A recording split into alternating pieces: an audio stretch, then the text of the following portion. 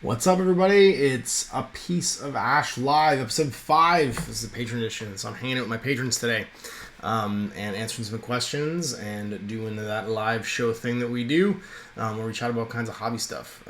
So today, I'm going to be checking out, I got some work to do.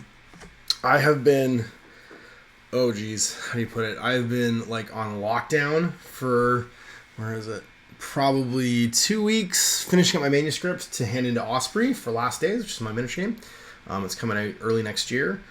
And yeah, being who I am, I couldn't hand something in. I have an editor, Phil, he's awesome.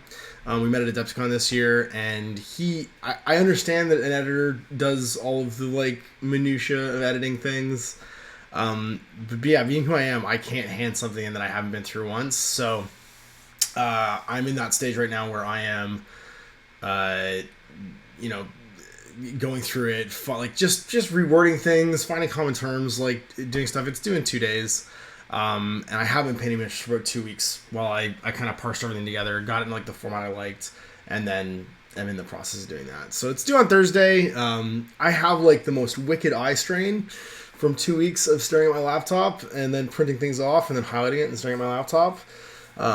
But yeah, I'm gonna get through it. It hasn't helped that, you see the title of this show, the weather has just been insane here. Right now, it's sunny outside. You can see the window behind me. It looks like there's sun coming in. There was a thunderstorm happening 5 minutes ago. So it's just been there's just high pressure and low pressure systems coming in and melting my head. And between that and the eye strain, I feel like I feel like my head weighs 6,000 pounds right now. But yeah, no, I'm keeping at it. So I took a break 2 nights ago because on Sunday I got to play some Strikezone Wotan games. Carlos was good enough to send me the campaign pack early because that way we can film games early on. So Owen and I had filmed a couple games already. And Scott McMillan from Halifax came down and we filmed some games too, which was rad. So I'm actually 5 games into Wotan right now. And I'm going to come out with one every single week. We're going to just rock out Infinity because whenever they do the worldwide campaign, Infinity's one of my favorite games of all time. I've been playing it since 1st edition. And yeah, we jump in with both feet. So we do battle reports every week. So all through the 8 weeks of Wotan, I'm just going to be releasing a battle report every week on Fridays. So you get solid back-to-back Infinity games all through the month of June, July. And I'm working on some new stuff for it. So I made a point. I wanted to paint some new stuff. I've actually this time, because last time we did it, I declared for a bunch of different factions. I wanted to have the faction represented for every faction that we were playing in the zone of, and that meant I had to make a bunch of dummy accounts, which I didn't really like. So this time around, I'm picking a faction. I'm playing for Yuching. I'm doing it for the Imperial Army. So I built some new stuff. I actually got a bunch of backlog stuff done. I had some miniatures that I airbrushed probably a year ago when I first started redoing my Yuching that I was adding a bunch of stuff to. And I finally painted them last week. I painted a Haktao. I painted my Sujen, which is the cat bot that goes back and forth transformer. And I actually have the old Sujen too. And if I do Imperial Service, I can paint 2 of them. So I'll have the new one and the old one, which I think would be awesome to have both of them running around. It's the spidery one, the one that's a crab, is the original one. And I got some stuff I want to build. These are models I've had for a while that I really want to build. So I have the Shen with multi-rifle. If you've ever seen me play Yucheng, you know that I drive Owen nuts with the smoke MSV2 guns, and I like the idea of having that. I got the Yanhao Invincible with the best gun in the game, which is the Hyper Rapid Magnetic Cannon, which I'm going to sit and build today.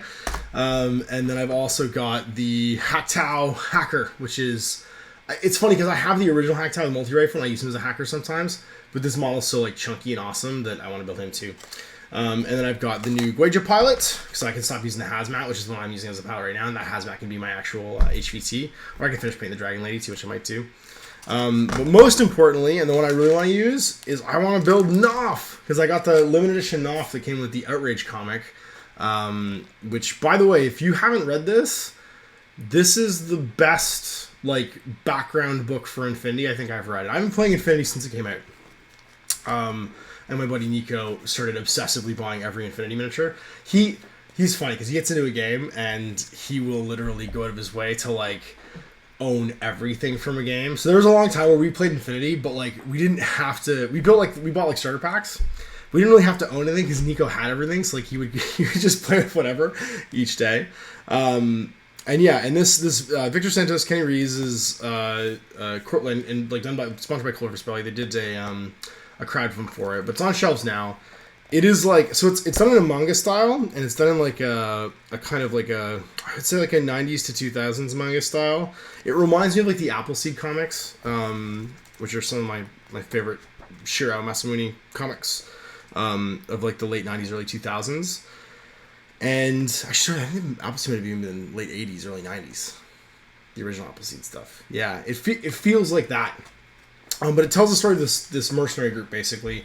And what's great is it reminds me of the Eisenhorn books for 40K, where you kind of get a sense of like the soft white underbelly of the human sphere, which I really like, because it's not the war happening. Like it's not big battles, it's not armies and stuff. It's a group of like regular sort of like hired guns, and they have to deal with all these superpowers, and you get to see sort of like how messed up all that is. So it kind of reminded me of like Neuromancer, all the William Gibson sort of like far future stuff. I really like Knopf as a character because he's sort of like he's a bit Roland the Gunslinger, you know what I mean? He's a bit world weary, and he's gone off to do his thing. And I want to use him in the campaign. So it's funny because I've filmed, if we're doing 8 weeks of Infinity, I've filmed 5 of the games already. I'm going to film a 6th one this week. And I want to get Knopf done before then. So I'm going to sit and build him with you guys today. I do have a few questions in SurveyMonkey. Now, hilariously, you guys, the patrons, asked me to do a SurveyMonkey link. But then when I went to look at the actual responses at it, like, I guess I'm pretty sure that for most of you, you just wanted to actually talk to me. And I'll keep doing them and keep having an option. But like the actual questions in SurveyMonkey right now, the 2 of them that are in there from the patrons are like hilariously off topic. Like, they're not. I mean, one of those, Simon Jones's, is kind of on topic, but Mike Grimshaw's is like, it's not like a Q&A show question. Like, it's not really something that I can answer. So we will jump back and forth between those, but I'll probably mostly be talking to you guys in the chat again while I build models and stuff. So go ahead and start throwing some questions into the chat. I got some pictures and stuff. Some pictures and stuff to show you guys too. Just flicking through while we do this, and we'll get going with some questions and stuff. So the first question, I'm going to jump into the SurveyMonkey question, because obviously right now I'm experiencing like the 10 to 20 second lag between me asking stuff in the chat, asking questions. But I'm going to get to the question from Simon Jones's. I'm going to do Mike Grimshaw's question first. Technically it was asked second, but it's so completely Mike Grimshaw and like not to the point of what this show is about. He said, "Can you please call my boss and explain what watching your stream is an important part of Mondays?" I can. I don't know if he'll believe me. I'll just tell him I'm your supervisor. I used to be. Yeah, and I mean, maybe we can get you a doctor's note or something. Like, that's not really a question for this show though. And Simon Jones's question is actually, would you fancy some Hero Quest? It's funny because I have a copy of Hero Quest. I have a few of the miniatures from the expansions, but I don't have any of the expansions. And the problem with that is my copy of Hero Quest is my copy of Hero Quest from when I was a kid. And so it is so like jacked up and beat up and pulled through and stuff that I am missing most of the components. I think I have most of the scenery. But you know how when you're a kid and like that was one of course like my first like miniature games I owned, period. And so that box set was so, I guess, loved. It was rated for all kinds of things. So I'm pretty sure some of the orcs and goblins, like when I got Rogue Trader, got pulled out and like got converted into like 40k orcs and 40k goblins. I think I still have all 4 hero minis because hilariously they were like the least like looted bits from there. I tended to loot like the monsters and stuff to go fight my Space Marines and to fight all my like other hero miniatures from other games. So I'm pretty sure all the undead are gone. I think the gargoyle's still in there. A couple of the chaos warriors might still be in there, but I think all the orcs and goblins are pulled out of it. Like what I'd have to do to like properly do Hero Quest, if I want to do a Throwback Thursday Hero Quest, I kind of really do, especially right now because there's this guy who did a sculpt of the cover. You've seen on my Facebook page. You've been paying attention to my Facebook page this week. He did like a complete diorama of the cover of the Hero Quest box, and it gave me shivers. Like, it was so immaculately perfect. I can't even put into words how it made me feel. Like, I don't think I may actually make them available. I think it's a private, like, a private thing because he doesn't want to probably have any challenges to like copyright or anything like that. Whoever owns the likeness of that painting, but I was just like, how do I get these miniatures? Like, you know when you have that moment where you see a miniature game for the first time, or like you see something, it doesn't have to be a miniature game, like you see something that you're super stoked about, and like all reason leaves you, and you're just like, I must own these things. I must have all the things.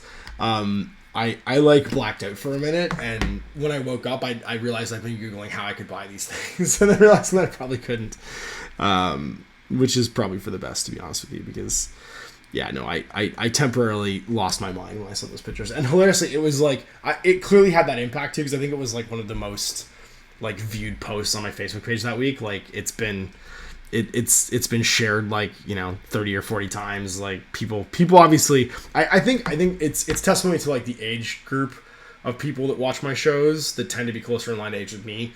And grew up in that era where like that just resonates with you, where that kind of thing blows up. Because like I've had similar experiences when like a Frank Frazetta thing, like when I put that picture of Predator up, and everyone was just like, yep, if Predator comes on, we're not doing anything for 90 minutes. Like that's, you have to be of a certain age for that kind of stuff to happen.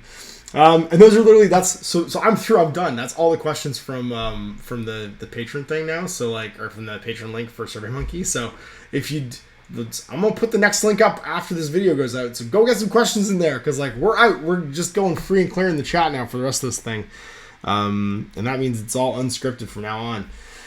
Aaron F asks, how about an update on your experience with the new mini cases? Aaron, can you tell me which mini cases you mean? Because I don't know which ones you're talking about. Could it be the GW ones? Because the ones I've been trying lately are the obviously the Shapeshift from Phobos Foundry, which I've really liked, which is the one I've taken all of like my big crazy shape miniatures around with. And there's some other stuff on the market that's kind of like that. I think Table War. I know Dave has one that's magnetic that's like that. I think it's by Table War, actually. I think it's the guys that do they did the Fat Mats originally. They do one that's like that, and it's basically like a big hard shell metal and glass like tool case with. Sorry, it's a makeup case. That's what it is. It's because I've seen them before. Is they get used by professional like makeup artists to transport makeup in, much like the original. Hilariously, the original. If you ever bought any of them, the Army transport cases by. Oh geez, what's that company called? Army Transport was, I can't remember the name. The series was Army Transport, but they had like the top end like pluck foam and stuff like that. The cases that those things were put into were actually just like repurposed cooler bags. So they all had like it's funny because when you'd open one up, they would all have like this like kind of like almost water resistant lining in them, and then you realize like, oh, they're just supposed to have like a bunch of they've been stitched up with different like pockets and stuff, but like the interior of them, they just use the same material. You could put ice and like soda and beer in them or whatever you want to have. I think Owen at one point walked around Adepticon with one of those things that was actually just full of beer, because that sounds like Owen. The mini case is the little rail system, the whole place. Yeah, so Aaron's asking me about the Phobos one. It's been great. I mean, obviously I did a bunch of stuff to it that's not stock. Like I reinforced it with gaffer tape. Because I knew I'd be putting it in the overhead on an airplane, so I wanted to make sure. Because like it's laser cup, it's welded, so like the seams of the box are all welded, but I don't trust my handling of something like that, so I did put the gaffer tape all around it, which means that I'm 100% sure now that it's not ever going to come apart, like just randomly. I love it. It's funny because one of the things I did notice was to accommodate really big bases. Like I have one guy in my my Guerrilla army. He's on an 80 mil base, and I don't have any other 80 base models yet, so he takes up a lot of space in there. So what I did was I actually cut one of the rails down to 2 lugs instead of 1, so I could fit him on, but then next to him, I could put 2 40 or 50 mil guys. And that works really well, because you don't tend to need, if you have big base guys, you don't tend to need all the rails, so you can take the rails out and kind of accommodate the amount that you want. I've had no problems with slippage. My crazy Life is Cheap and So is Napalm Dark Age list made it to Atlanta and back with 0 problems. And they are like, so it's funny, I broke Mo miniatures, so the display board that you guys saw me make, that was all like cooked whatchamacallit, epoxy sculpt, not epoxy sculpt, it was super sculpey, so it was all baked super sculpey. The base coat I used of rattle can stuff didn't quite dry. I don't know why, for whatever reasons, like there was pockets of it in where the circles were that the bases would sit in that was always kind of sticky. And the only time I broke a model while I was at CMON Expo was when one of them got stuck to like the not quite dry spray paint, and I pulled them off, and I literally just like pulled them off the base, and that was the only damage I ever got. So the rail system worked perfectly. I mean, all you have to really do is be careful that when you're taking the lugs off, you don't accidentally, because you're spinning your hand like this, you don't accidentally bump one of your miniatures, so you just put them in so that you can't, and they're fine. But yeah, the only damage I got was actually from my display board, which shouldn't have been able to damage them, but somehow I managed to do. And it's been fantastic. And yeah, and actually, I think like 3 or 4 guys who were at Cool Mini Expo actually ordered them based on seeing them, because one of the things with Dark Age, obviously, it has a lot of really big, oddly shaped miniatures. And if you're going to travel and play that game, it's useful to have something like the tableware rack that Dave has, or the Phobos Foundry one. I like the Phobos Foundry one because it's not magnets, because I'm 100% sure those models aren't going anywhere or moving. It's a physical, like the bumpers are tight and you've locked them in yourself. It's not going anywhere. And it ended with some really cool conversations with TSA where they're like, "Can you open it up for me?" And I'm like, "Sure." And they just went, "Whoa, what are those?" And I got to give my, I hadn't done it in a long time actually, because I used to fly out of airports that were near like a GW office, so they would have people flying with miniatures a lot. So TSA kind of knew what they were. Like in Baltimore, you can take a carrying case full of miniatures through Baltimore, and like no one even blinks. Like all the TSA guys have seen it before, they don't care. And in Memphis, it was the same thing. But like in Buffalo, they were like, "What is this? This is crazy! You painted those?" And like I gave my little spiel, which I hadn't done in years, which was like basically like a miniature demo game conversation with TSA to like be like, "Yeah, toy soldiers, yeah, I painted them. Yeah, we're going to a show, gonna go check them out." And it was a lot of fun. So yeah, no, I highly recommend it. The Phobos Foundry case is great. It's my go-to. Like if I was probably packing miniatures that would fit in slots, I would probably put them in my check luggage, to be honest with you. I would put them somewhere I didn't have to carry them. But for like big weird stuff that might break, especially like the Dark Age stuff, Wrath of the King stuff, I'll just put an overhead and I'll use that case every time, because I'm sure it's gonna make it. Basically, it's with me the whole time too. What else we got? Hey Ash, any news on Team Yankee? Has it lost popularity in the area, or does it fall into a large game problem like 40k armies? I'll be honest, Team Yankee, I think when it first came out, it didn't have enough to grab me, because it was just the initial release and I only had a little bit in it. There's a couple guys I know at Lords of War that play Team Yankee pretty religiously, and I know actually Josh from Mini Wargaming picked up Team Yankee and really liked it. And I've still got my Americans, and I've still got them all painted. But I don't have a lot of points, right? So like, I haven't played a lot of games because I don't have a lot of stuff. And really, like, it kind of just got subsumed into, there's lots of other games like that I'll probably try, like, more than anything else. It doesn't, the guys that play Historicals, that play Flames of War especially, they love World War II. And so Team Yankee came out, and it had some releases, and then immediately they announced the new edition of Flames of World War II, which is going back to mid-war, and everyone just went back and focused on that. So, like, I mean, it's a cool idea, and it was neat to do, like, it was basically Wolverines, like it was Red Dawn, but in Eastern Europe. But, like, I don't think it was so much that it lost popularity in the area, it's that the company that made that game immediately announced a new edition of their main game, which is the game that everybody that plays those games loves. And guys just went like, "Oh boy, let's go paint some more mid-war, whatever," and that was it. Like, it just kind of got lost in that. So I know there's a few people still playing it, but it's a kind of like the Vietnam one that they did, where like they did some releases, it was super cool, it came out, and then it just didn't, like, something else came along. There's the new shiny syndrome, which I think happens quite a bit actually in just miniature gaming in general. When companies have too many properties, they release something and they immediately release something that follows it up. Like this AOS skirmish stuff is coming out right now, and I'm super stoked for it. But 40k is being spoiled every week. Every day there's a new spoil for 40k coming out. So it's just kind of lost. Like, I think it would have been a much bigger release if they'd done it after 40k had launched, as opposed to doing it beforehand. As a way to, like, give AOS players over the summer something to do that was exciting and different and new.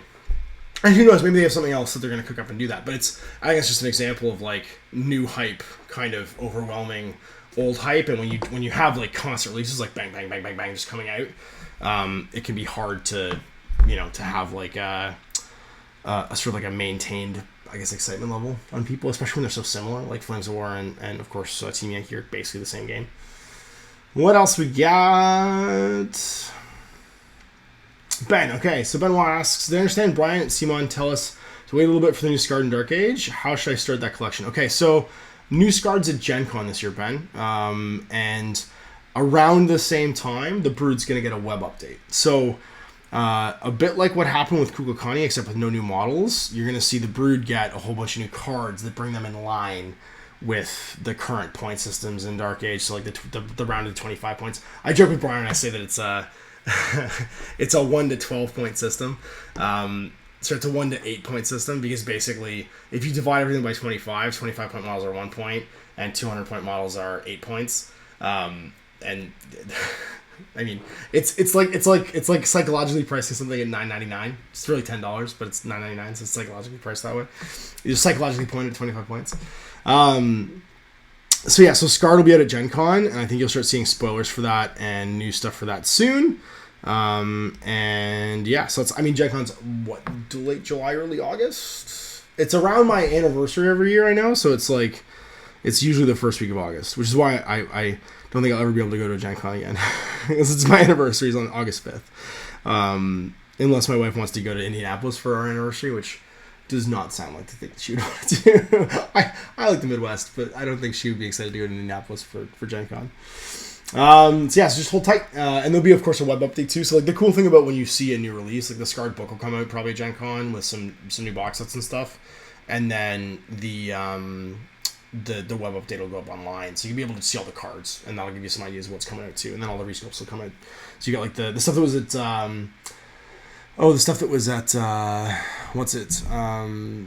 Adepticon this year, which was the new like Sons of Rays, which are like baby Raises with guns, which was super cool. Like all that stuff is gonna get spoiled. And there's some new. They've been alluding to some new background stuff too. Of course, the cover to the Scarred book, which was at the seminar that I showed you guys from Cool Mini Expo, has Papa Joe just like in his throne, kind of like reclining, looking super like I guess like King of the Hill, and there's some feuding going on with another Scarred leader, and of course there's the new Scarred Cult of Decay coming out as well. So all that'll drop around early August. So you got like a month, 2 months to go until that comes out. What else is next? Sable, that's it. Aaron F. Sable carrying cases. That's right. Yeah, it's funny because I bought a bunch of their foam inserts for Infinity way back when, and what I did was I actually took two. So to protect Infinity models because they're so fiddly, what I would do is I'd buy a like 2-inch deep Sable case and a 1-inch deep Sable case, and I would actually sandwich them so that like the pluck foam was on either side, and I would pluck foam to exactly fit the shape of my Infinity Minis, and I'd hinge it with like gaffer tape so that it could like open and close, and that would leave me like with a whatchamacallit, like a box almost wrapped in gaffer tape. Oh, I hear a kid. Alright, hang on. I got an emergency. I got somebody calling my name. Let's take a break and see what the emergency is. Be right back.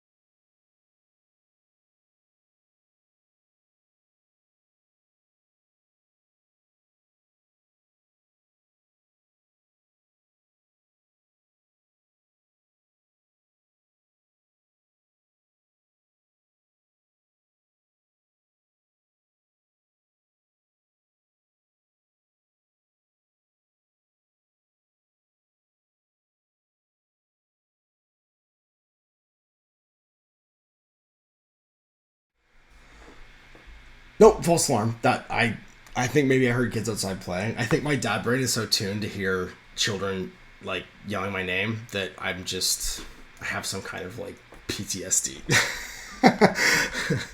Where were we? We were talking about the Sable cases, Mickey's Little Row System, Sable cases. Oh yeah, so like I would buy I would make those like sort of like boxes for my Infinity miniatures.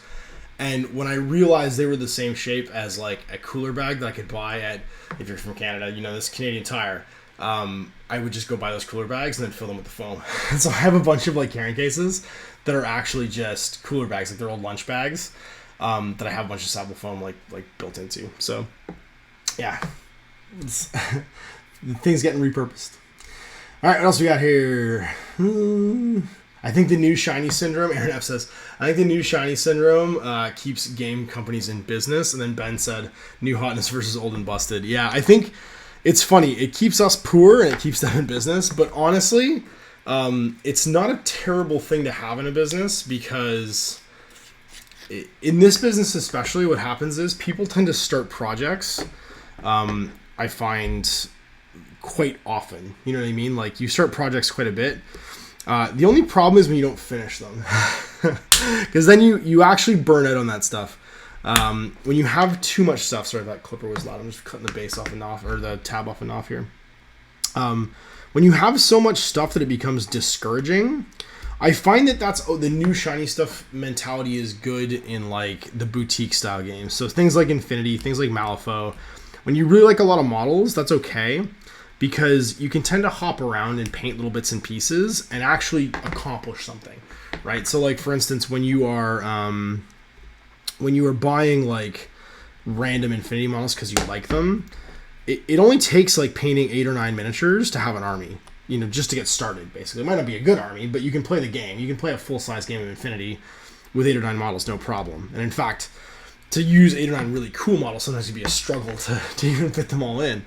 And then I think what happens is when you play like company level style games, the same number of purchases, not necessarily the same number of miniatures, the same number of purchases where you go, ooh, ah, because you're buying 10 models, 20 models at a time, you end up kind of like drowning in this sea of plastic. And you don't even want to start because it's so much work just to get everything assembled. Like when the base requirement to play a game is like 40 or 50 models. Like I'm looking at doing my Khorne Bloodbound right now, and I was kind of like, I've got a lot of miniatures for my Bloodbound, and I was kind of like figuring out like what's my 1500 points gonna look like. And then I realized my 1500 points was like 57 models. And I was just like, oh, I need to break this up. Like, I can't pay 57 models at once. Like, I'll just die. And then like I even looked at the half of the new 40k starter set, like the Marine half, because obviously that's what I'm excited to paint. And I was just like, oh man, that's like 20, 25 models. That's a lot for like wanting to get it done all at once to try out the game. And so I think that releasing stuff consistently is good, because you can obviously see the opposite of that in companies that don't release stuff consistently. But at the same time, you don't want to overwhelm your customers too much. I think there's a comfortable middle ground, especially knowing what kind of game you produce.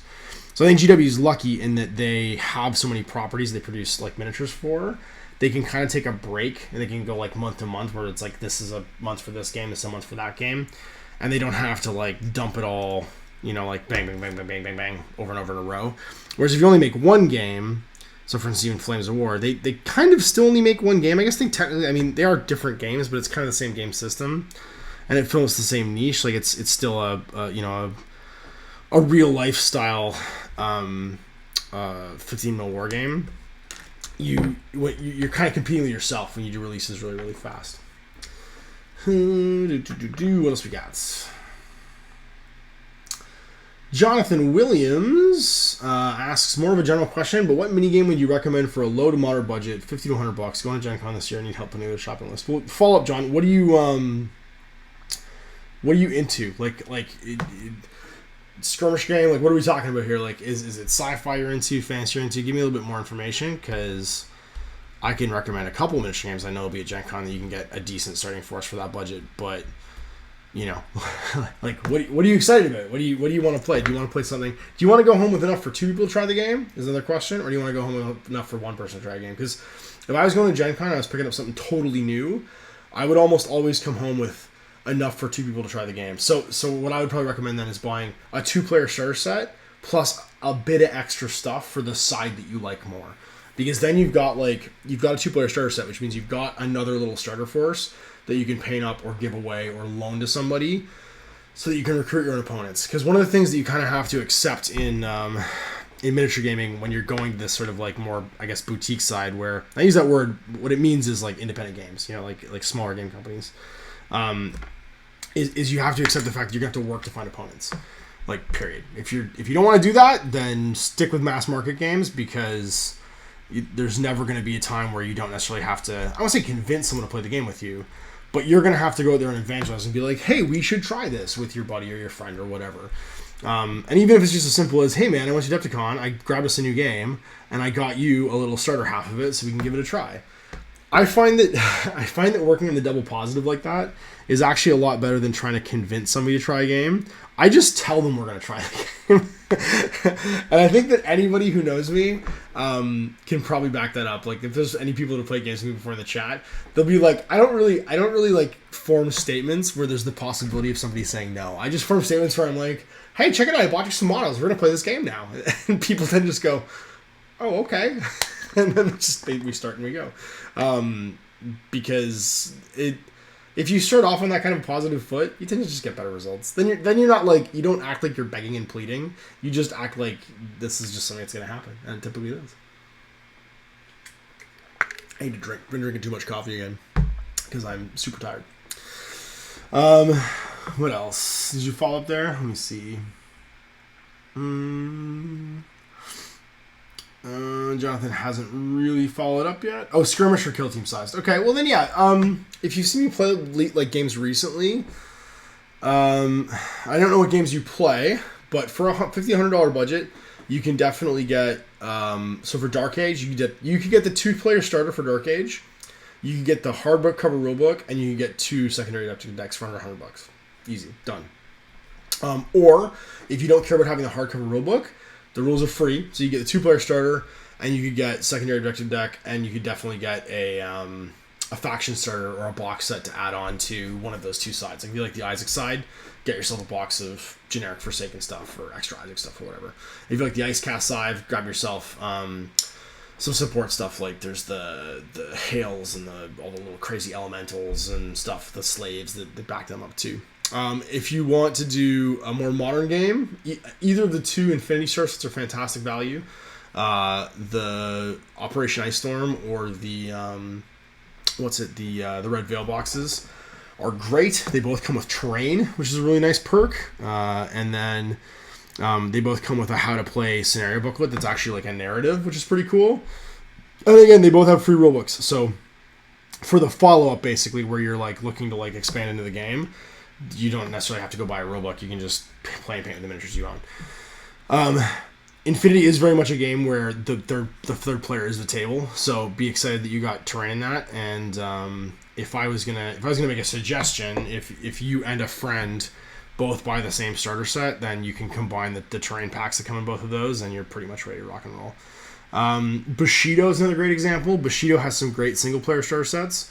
So if you like small scale skirmish games, especially like a mystical Japanese theme, I don't know if that's something that people just like. I'm super into Bushido right now. All the starter sets come with roughly 35 rice cost worth of dudes. And they all play on a 24-inch mat, so they're a great kitchen table size game to just rock and roll some sort of like small character driven battles. And they're great value for money. They'll come with like 5 miniatures, the star sets do, and they're they're ready to go forces yet again. So like you don't need to get anything else outside of what's in that box to just get started. So good value there.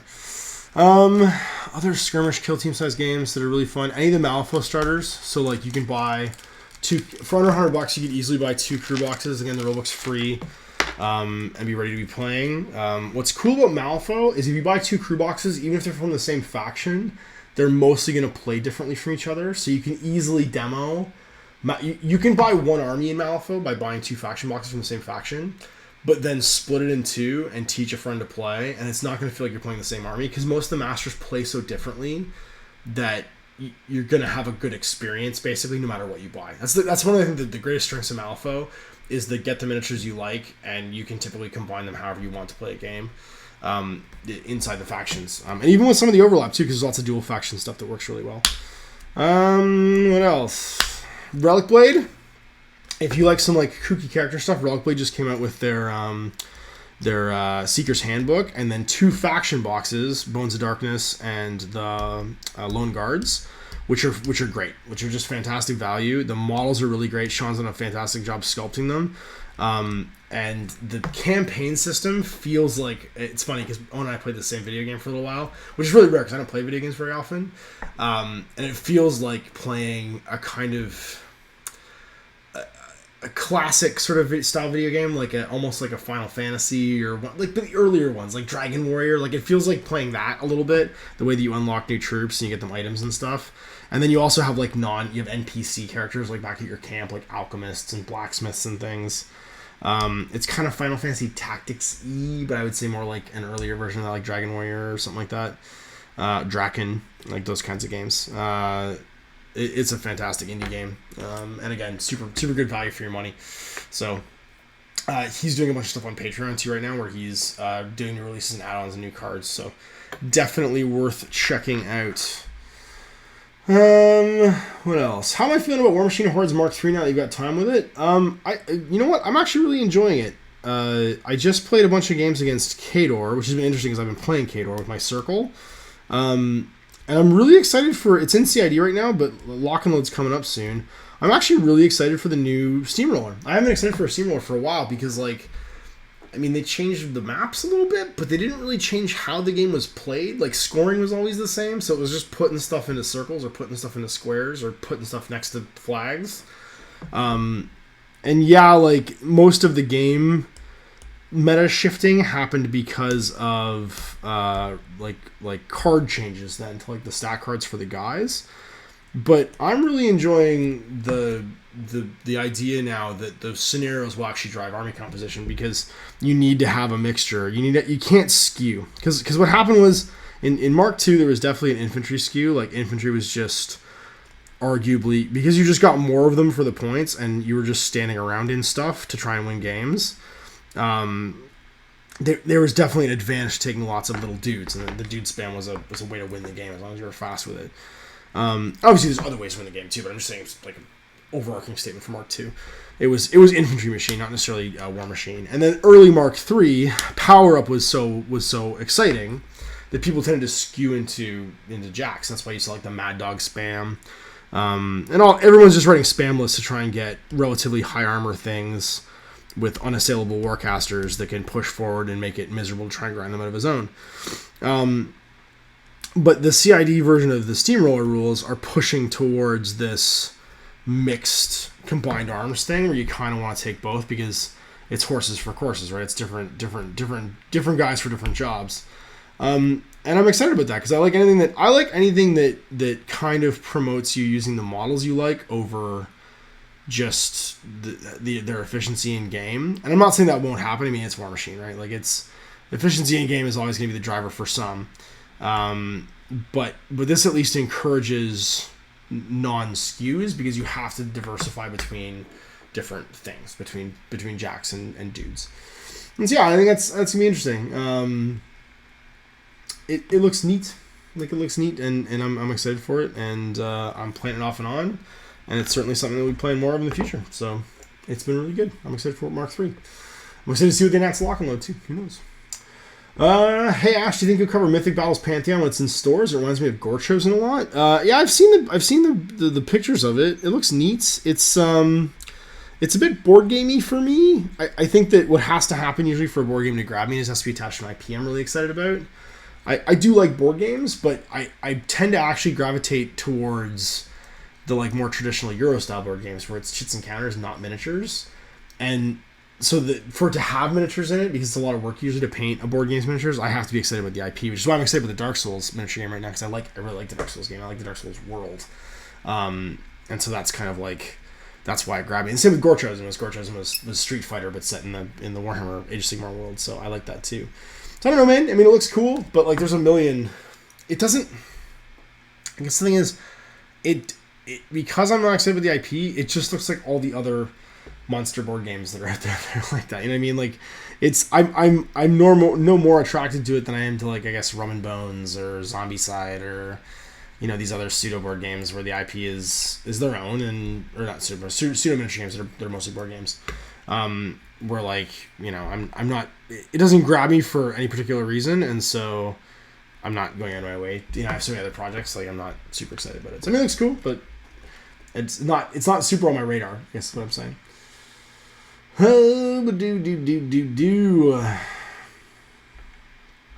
else we got here? Infinity's a great low entry point, low price to start. Adding stuff slow grows quite affordable. Yes, it is. What else we got? Is anybody else hobbying right now? Yeah, well, we're all hobbying right now. I think Ben's got his day off right now, so he's building and painting stuff while we chat. It's funny because Benoit and I used to sit around in his shop and do exactly this, except now we're doing it over the internet. What else we have? Frostgrave and a bunch of Reaper Bones is a great, cheap way to beer and pretzel store. You're absolutely right. It's funny. Speaking of board games with miniatures, that's actually something, and of course Reaper Bones too. That's actually something that I found has been a really great strength of the Osprey games. Now that you mention Frostgrave, is I've seen a lot of guys taking either like the Reaper Bones collections, because tons of guys got the Kickstarter for Reaper Bones, which means you end up with a garbage bag full of miniatures. Like you have so much stuff after those Kickstarters. Or they've taken their board game models and done games with them. So I've seen a bunch of guys playing Frostgrave as like an excuse to paint all their Zombicide Black Plague stuff, which is this great like fantasy version of Zombicide. The models are awesome. It's funny. Someone Zach Moore offered me the Troy and Evil Troy miniatures from Zombicide Black Plague, which are basically Ash and Bad Ash from Army of Darkness, and I kind of regret not taking them now because they were pretty rad. And Black Plague has some really cool, like really great miniatures, as do all like the cool mini games. To be honest with you, like they're the quality of their components for their board games are super high. And I think that's probably the quality you're going to see for the whatchamacallit miniature game, the A Song of Ice and Fire miniature game, because they're using their same board game casting technology to do that. So, good quality plastic miniatures. What else we got? I always felt the highest cost for Infinity was the board. That's 100% true. That's why I made that comment early on. Sorry, Black Widow P61 says. That's why I made that comment early on. It's a great way to start to each you and your buddy either get the same starter set, or if you like the idea of getting multiple factions, grab different versions of the starter sets, or just grab the Mototronica scenery, because the Mototronica scenery is great Infinity terrain. And I've done a couple tutorials. If you go back through my on the paint tables, I've done a couple tutorials on how to toughen it up and make it a little more robust by creating a base for it, basically.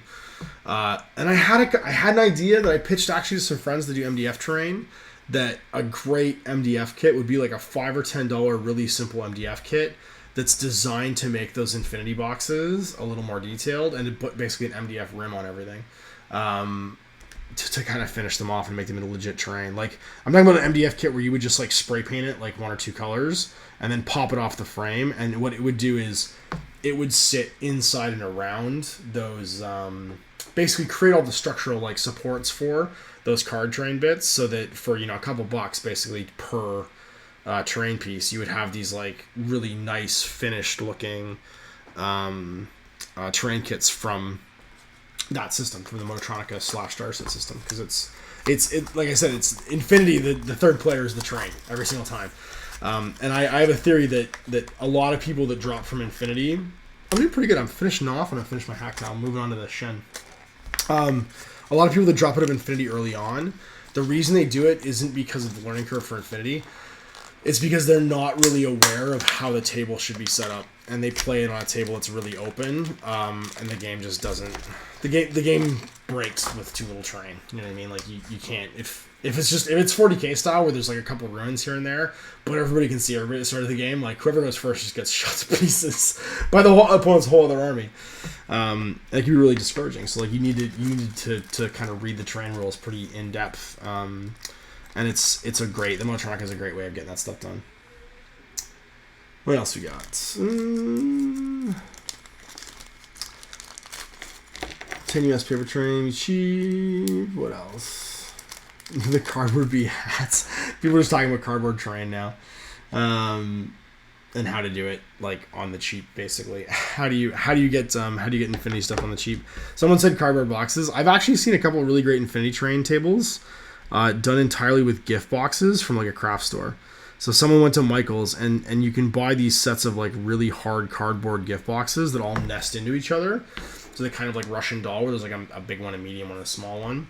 And what they do is they take the lids, which will sit on top, and they flip them over so that the top of each box basically has like a little fence around it. And they usually spray the tops one color, spray the bottoms another color, mask them and spray like a colored line onto them, and then give them a little dry brush and maybe some weathering, and they're done. And so I think it was like $8 for each of these sets of basically 3 buildings. And I think at least one tournament, maybe it was Rumble on Route 66, there's at least one tournament I saw where a couple of the tables have been done that way. And it was really sharp. Like it was a decent looking infinity table for probably $30 because I guess 9 buildings, you know what I mean? And I think he just crafted himself some walkways and stuff and made some crates. Oh no, he made crates out of those boxes of or those plastic Ziplocs of wooden cubes. So like they're like building blocks basically, and he just sprayed them all different colors and weathered them, and that was the crates. And like this guy was like super creative basically with like the craft store kind of like junk merchandise. And I think he made 2 or 3 tables, and they were like he priced them at like $30 or $40 a table. When you split the cost of like the spray paint and the airbrush paint and stuff like that between like the 3 tables he made, it was like $120 for like 3 tables worth of terrain. He was able to like donate 3 tables worth of terrain to the event, and it looked sharp. Like it looked like Infinity Terrain. When you threw on a gaming mat, like it was fine. Because there's so much you can do to take like a blank shape like that and dress it up. Like you can go online right now and just put in like Infinity Posters PDF, and you'll find like 10 or 20 guys have gone and made like poster sheets basically. Print them off on a high quality color printer, or even better, print them on photo paper so they're a little bit glossy, and then just start like gluing those or tacking them down with like Mod Podge onto your buildings, and they've got some serious features to them all of a sudden, you know what I mean? And then like a little bit of masking and stencil airbrushing, and away you go. It's Followed Hobbies makes these great stencils where you can get like the hexagonal pattern stencils and stuff like that too, to put like patterns on the things. And I think terrain's only really a barrier if you don't want to be like creative. Like you can buy like beautiful MDF terrain, but you're gonna pay for it, you know what I mean? Whereas if you go to the craft store and start buying some like basic shapes and dress them up, I mean that's what we did in the beginning in first edition Warmachine, like, or first edition Infinity. Nobody was making MDF terrain really for this stuff. MDF terrain hadn't really caught on. Like laser cutting hadn't really caught on the internet yet, and there wasn't a ton of it being made. So like we were all just kind of making stuff as we go. I remember a really early Infinity project, which is where I learned about foam PVC, which is one of my favorite building materials. You see my walls and stuff in Infinity are made out of it. And I learned about it on the forums there because a guy made a whole table with it, and these were gorgeous like architectural quality, like scale models of buildings that this guy made to play Infinity on. And that's just what you had to do back then. Like there was nowhere else to get this stuff. So you made these beautiful buildings, and you can do it relatively cheap. You just got to get creative and be willing to do some work. What else we got here? Who's doing things?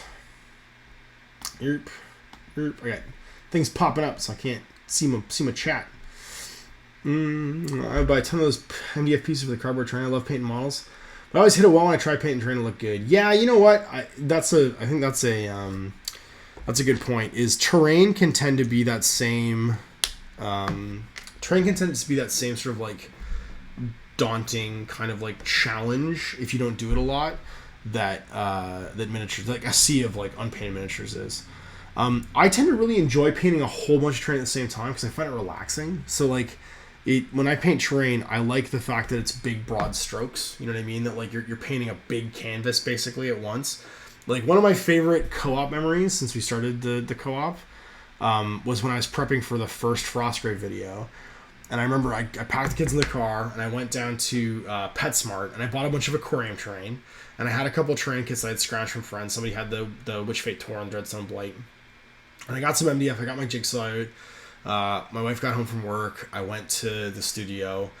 I cut a bunch of bases. You know what I mean? I went to Home Depot and bought some pine mulch. And I spent that night basically assembling all of the terrain that I was going to paint. I like went to grab a bite to eat for like an hour or two while the glue was drying and setting. Like I did everything. I even like I used wall filler to like putty around it all so that it was all sort of like sunk in. I used those bridges and stuff. I left for an hour just so everything like set and dry, and I came back. I went in the parking lot, and I just kept getting these looks because I'm standing there like a sawhorse with all these tables and like drop cloths on it with like a mask on. I think I was wearing a mask. I probably was bad, and I didn't do that. I should probably wear a mask when I spray paint. And like 2 or 3 rattle cans of dark brown, like chocolate brown paint, because I tend to start almost any terrain product from brown up because it gives you like this like earthy undertone. And I just rattle canned everything. So there's probably like 12 or 14 pieces of scenery. I think if you go back really far on my Facebook page, you can probably see it. There's like 12 or 14 pieces of scenery just like drying in the sun of this like Frostgrave terrain project. And then next night I came back and I started airbrushing and painting and stuff all at the same time. So like all 14 pieces I'm just working on all at once. And then I had this moment of like immense pleasure where I put out the snow mat and I put all the terrain on it. And I was like, yeah, I can play this game. It's gonna be great. But I was just standing there. I had the boombox going. You know, I was listening to like whatever the indie radio station is, and just like plowing through a whole bunch of terrain in one night, in 2 nights basically, like to get it done. And it was great because like you're not focused on little details. You're making something like it's. I'm sure that like people with more like socially acceptable hobbies get that from like going and working in their car. You know, like they have like the 76 Mustang like sitting in their garage that's like up on blocks or something like that, and they're going in there and like tinkering with the engine like, you know, every night for like 2 or 3 hours. I get that from building a huge table of terrain. So yeah, there's my confessional. I find that stuff relaxing instead of imposing.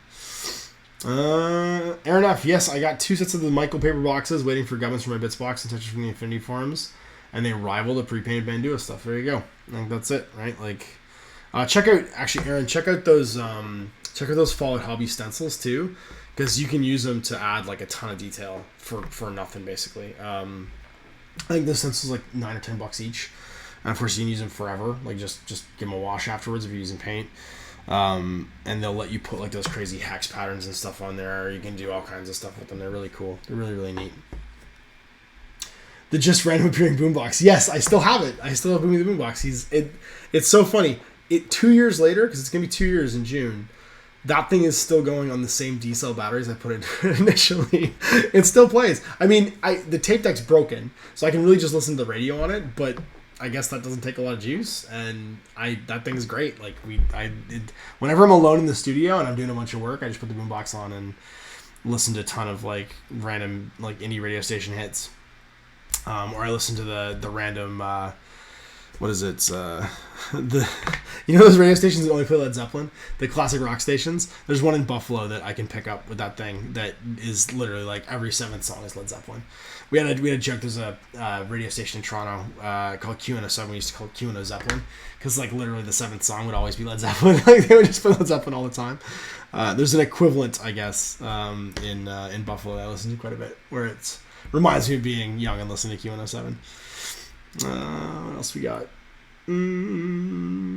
Love Fallout stuff. They do great decals. Yeah, they do decals as well. Actually, I think my buddy Dave Taylor knows them. I don't know. I don't know enough about them. I just see them pop up every now and again, and I know people who've used them.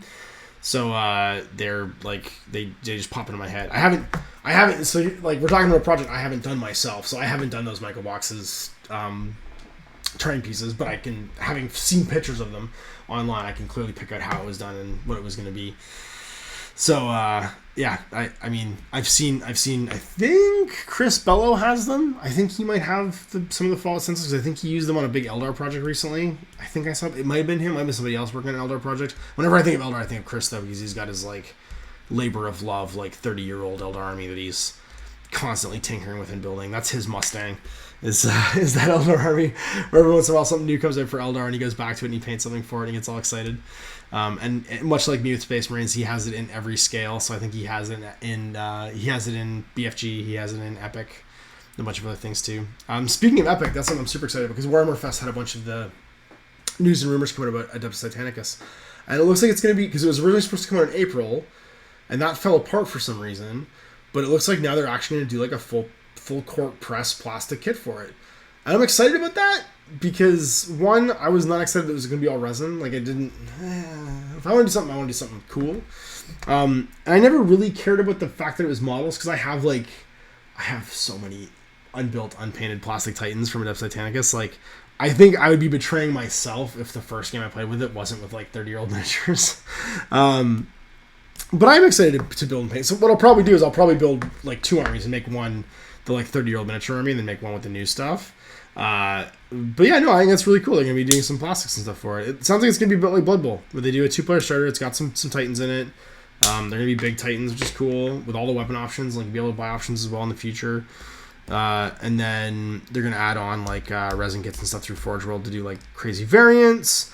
And whatnot, and it's only Titans, which I'm actually completely okay with, because the original Adept Titanicus was only Titans. Like, they didn't add infantry until Space Marine, which was where they actually kind of set it in the Horus Heresy.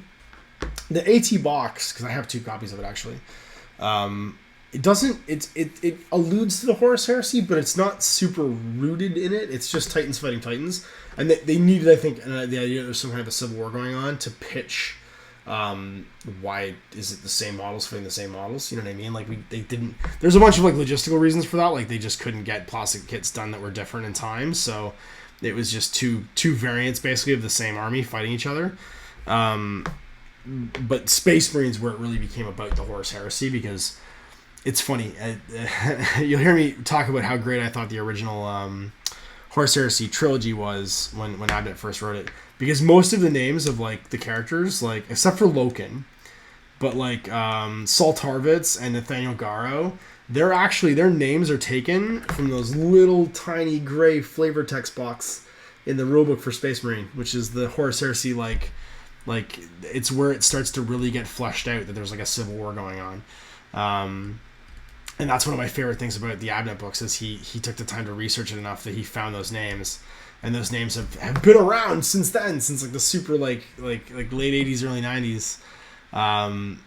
And he pulled them into the novels and brought them back, which was one of my favorite things. I'd always wanted to do as Horus Heresy army, like in 2nd edition. This was my idea for 2nd edition army, because there was something they called a Crusade army, and it was a White Dwarf article for basically taking different chapters from Space Marines in 2nd edition and making one army out of them. I really wanted to do the Flight of the Eisenstein, because in that little block of text from the Space Marine book, they talk about how many Marines can we count on from each of the legions, and they're like, okay, the Emperor be with you, and those Marines are just going to buy time for the Eisenstein to escape by like sabotaging all the ships around them. And I always wanted to do an army that was just those survivors of the Eisenstein, basically the guys that weren't the Death Guard that fought them. So it was like different world leaders and whoever was still loyal. That'd be super cool. Matt Tarpley says, talking about old radio stations reminds me of being a teen in New Hampshire listening to the Nocturnal Emissions punk show going to Boston. Yeah, man, I think that's got to be like a generational thing. Like, kids, I don't know who listens to the radio anymore, but I love listening to the radio.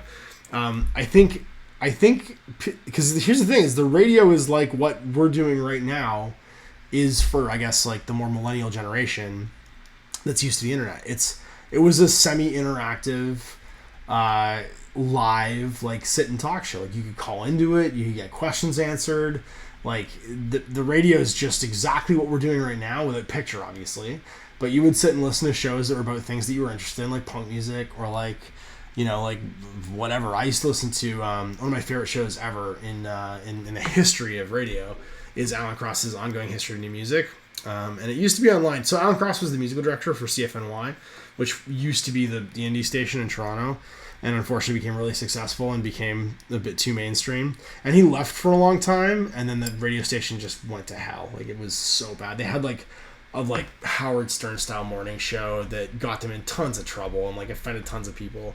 And then they fired all those guys and brought back Alan Cross, the musical director. But he did a show that was basically every weekend, every Sunday night at 7, which I would tune in for. He would do a show that was a piece of musical history. So it was usually around a band or a time or like a bit of something. And it's funny because that's where I got my idea for the Ongoing History of X miniature games. So like when I did the first one, which is the Blood Bowl one, that was kind of like my inspiration for it was, wouldn't it be cool if this existed for miniature games? You know what I mean? If we could do like here's a piece of X or Y. So it's funny how full circle that is. We're talking about radio stations and how that's sort of like similar. Yeah, but it's funny, like radio stations and this are almost the same thing. Sorry, the chat just blew up for a second. I'm trying to figure out what they're saying. I actually just bought some fingernail decoration stencils to do some designs on kits for my shield for my Free People Army in AOS. That's cool. I'd never even thought of that. Fingernail decoration stencils. So I guess they do airbrushing on fingernails, don't they? For like nail slots and stuff. Sorry. I'm like pawing and crazy. Yeah, so like the natural disaster did not happen. Like we had a crazy thunderstorm maybe like 45 minutes ago. And everything was looking like it was going to explode, and now everything is completely back to normal. So who knows what's happening? All I know is I know nothing. Like Jon Snow. Dr. Demento, Ben knows. Ben knows. Ben knows about old radio. Dr. Demento. That's amazing. I haven't thought about Dr. Demento in so long. That was a weird purchase. Black Widow saying that was a weird purchase to buy nail stencils. I don't think it's that weird, man. It's just funny how I think marketing goes for hobby stuff. So like I have that 1-inch hole punch that I use a lot for making tokens and stuff in Infinity. It's a 1-inch circular hole punch, and I make my own tokens for indie games a lot of the time, and I'll punch them and use those bottle cap pendants, those bottle cap stickers to do it. You can see if you go to my hobby tips, it's like there's like 2 things in there, but one of them is the making tokens thing. But it's just funny how I guess assumptions get made in craft hobbies, especially about who's going to use that stuff, because everything is like everything's like colored pink, and like it's all sort of like I guess gender equated, that it's going to be this gender, that gender, it's going to buy that stuff. And I'm like, well, this is just a tool, like this is just like a hole punch. Like, why does it need to be a girl's hole punch? It doesn't make any sense. So it's just funny how that is. How like you buy a tool, basically it's just a big hole punch, but it's got to be pink with like flowers on it and stuff like that. And I'm like, who's this being marketed to? Like, this is just a hole punch. Who cares? I was promised thunder and cat poop with this show. What a ripoff! Yeah, no, none of that happened. Sorry. I had a moment where I thought I was being called for, but I wasn't, and there was no thunder. Although, like, I mean, give it 5 minutes. Like, the wind is picking up again. Every time I feel my headache kind of like rush back, I'm assuming because there's like another low pressure system coming in and the pressure's going up, and my head feels like it's just gonna fall off all of a sudden, which has been the way basically for the last week. But yeah, no, I'm just too much laptop time and too much like editing and writing and stuff like that. It's got my eye strain like super high. It's one of the problems with having really light eyes is I'm super light sensitive, and that means that when I'm looking at like a screen or something white, I have to wear sunglasses almost to do it, because I'll just get crazy eye strain. I have to wear sunglasses like when it's cloudy outside if I'm driving for a long time, because I will just get like a blinding headache from having really light eyes, and it is a pain in the ass. What else we got here? Other questions? More about the epic stuff. Yeah, no, you know what? I'm excited for it. It's one of my favorite like all-time games is Epic 40,000, especially the originals like AT. And it is a really good giant robot game. And again, it's because of the setting. I never really got into at the time. I mean, my options were basically that or BattleTech, and the GW version, which was Adept Titanicus, it had cool models. It had plastic multi-part posable, Titans, and a universe that I was way more into. And so, I guess in that feud, I picked the 40k side between BattleTech and Adept Titanicus. And it tended to be it was a lighter of a game. Like, it still did all the stuff that you kind of wanted a giant robot game to, where you're managing like your shields and how much damage you've taken and, moving around and stuff. But it wasn't quite as detailed as BattleTech was, where you're managing like heat emissions and the tonnage of your vehicle, and like you have this almost like I guess gearhead fixation on the technical aspects of the game, whereas for me, I just wanted to move giant robots around and make pew pew noises.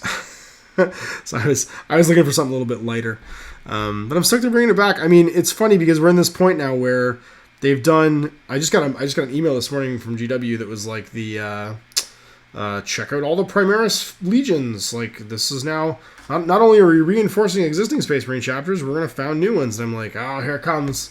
This is where we start phasing out the 28 mil Marines and we start going with the big 40 mil base Marines.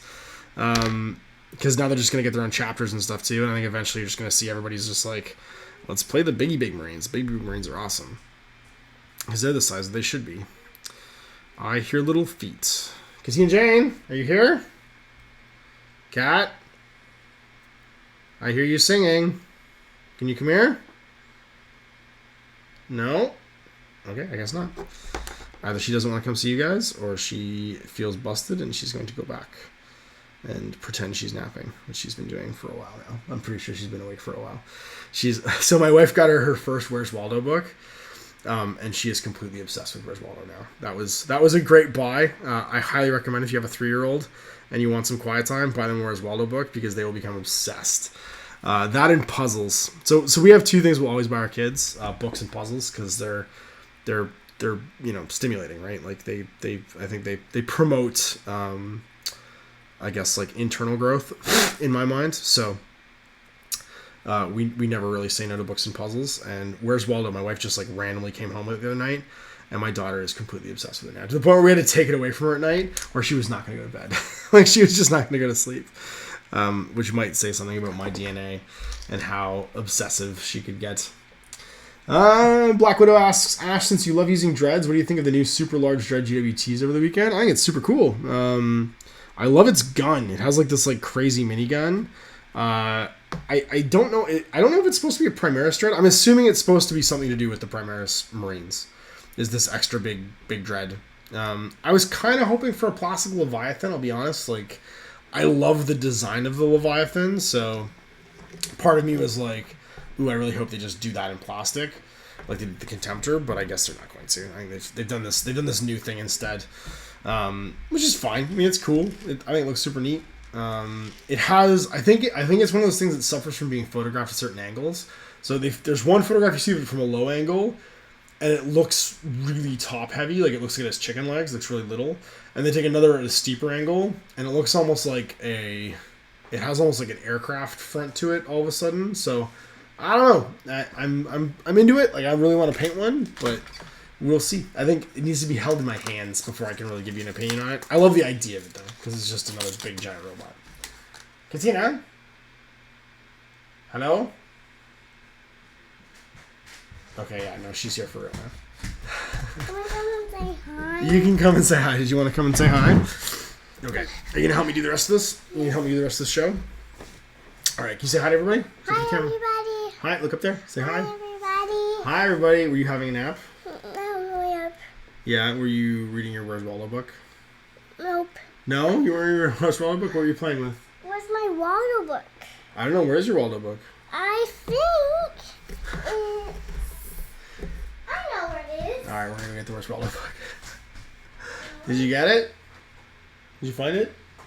Nope, not yet. Not yet? Okay, keep looking. I'm going to keep building this model and talking to these people. Okay. You keep looking, okay. Is it on Mummy's desk? I think so. Go look on Mummy's desk. I think it might be there. And we can do some Where's Waldo. The joys of children. Found it! Whoa, we found it. You want to show everybody Waldo's book? Come here. How do we find Waldo in it? How do we find Waldo in it? Who's your favorite one? Is it Waldo or the Wizard?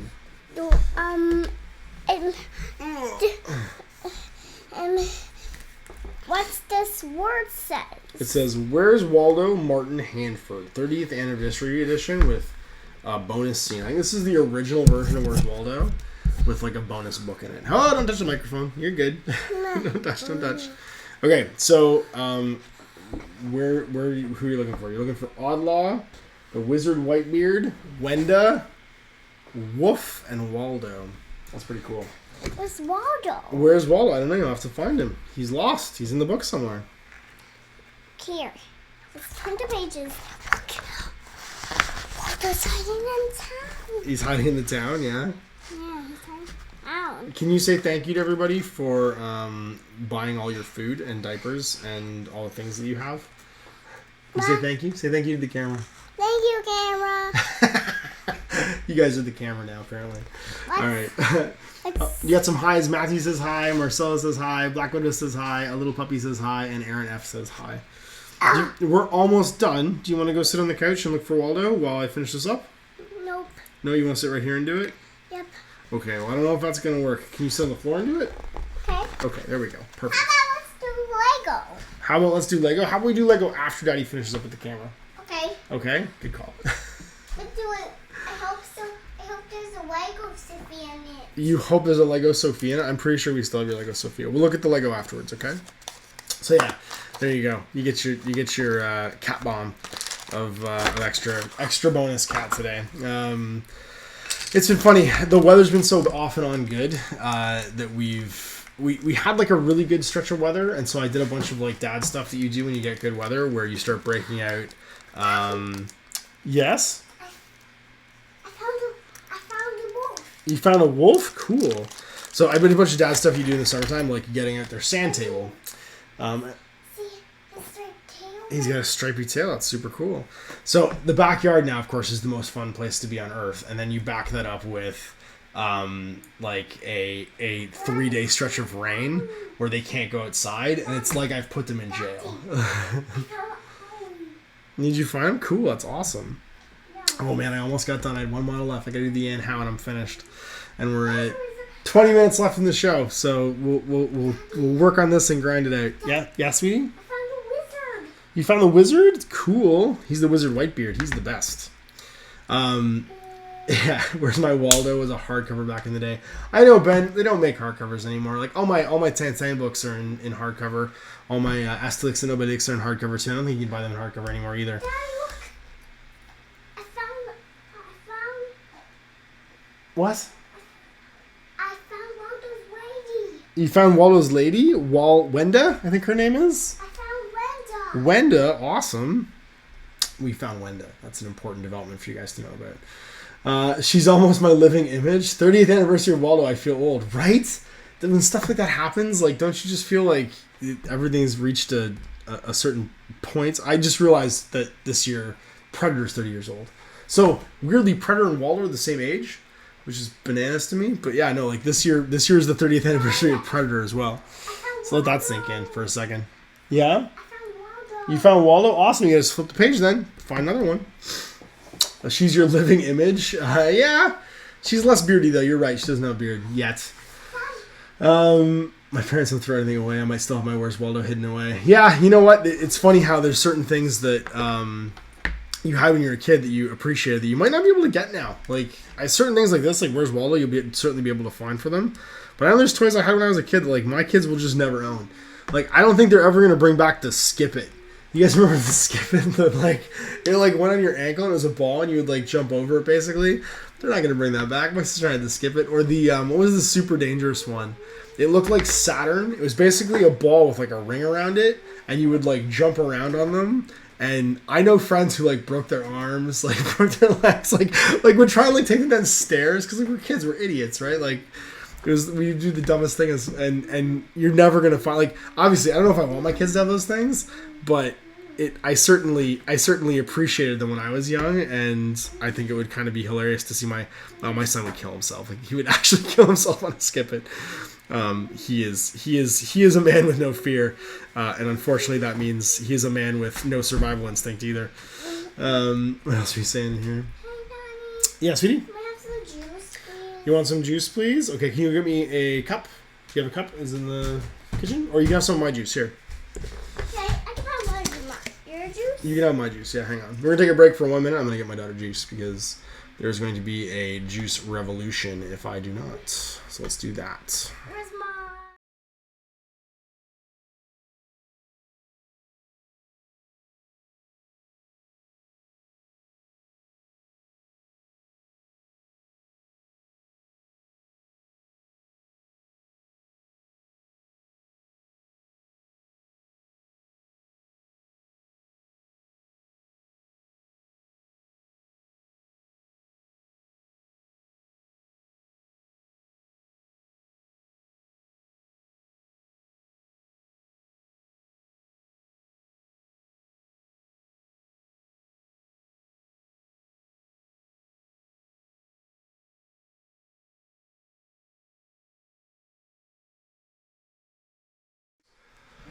And we're back. All of the world's problems being solved by having juice, if you can see. Sit down. You're ridiculous. As she drinks all the juice into the world. Viva la juice! Pogo balls! That's what it was called. Pogo balls. Do you Where's Waldo? Pogo balls. Pogo balls. Yeah, Pogo balls were a thing when Daddy was a little kid that were really dangerous and you probably don't want. But I bought you Pogos. this today or yesterday at the supermarket. We can have pogos for a snack later if you want. Pogos? Yeah, pogos. You remember the hot dogs with bread on them? They're super good. Well, hey, I have good news though. It's sunny outside, which means when this is over and your brother wakes up, we can definitely go outside and do sandbox. So why don't you sit down and read your Waldo book, okay? It's sunny! Yay!